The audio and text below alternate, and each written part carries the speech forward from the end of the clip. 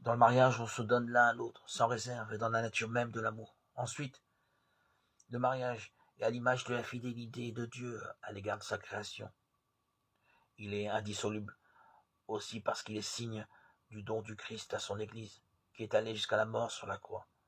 À une époque où environ 50% des couples divorcent, tout mariage qui dure est un grand signe, un signe de Dieu finalement. Sur notre terre, où tant de choses sont relatives, il faut des hommes qui croient que Dieu seul est absolu. D'où l'importance de tout ce qui n'est pas relatif, comme dire absolument la vérité ou être absolument fidèle.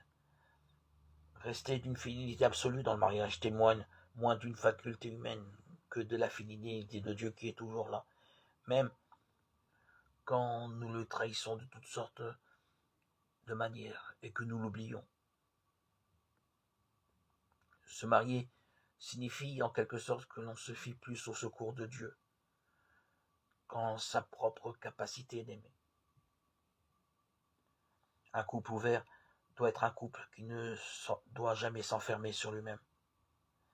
L'amour trouve son accomplissement dans la fidélité au mariage.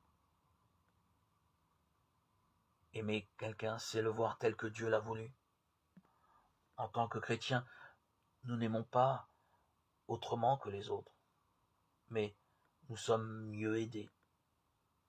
Nous connaissons ce qu'est aimer lorsque nous sommes en communion avec l'Esprit Saint. L'amour qui n'est pas passionnel, mais l'amour divin, l'amour de Dieu.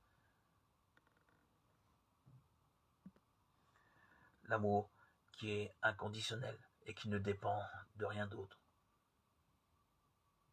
que de l'amour d'aimer, la joie d'aimer. La joie d'aimer cet amour qui est de Dieu.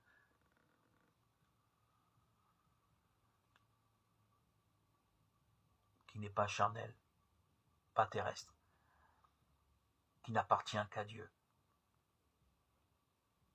qui est né de Dieu, qui est la source d'amour à laquelle nous nous abreuvons lorsque nous sommes en communion avec cet Esprit de Dieu qui nous inonde, nous envahit, nous grandit, nous édifie, nous accorde une plénitude où les mots n'ont plus de sens, où la joie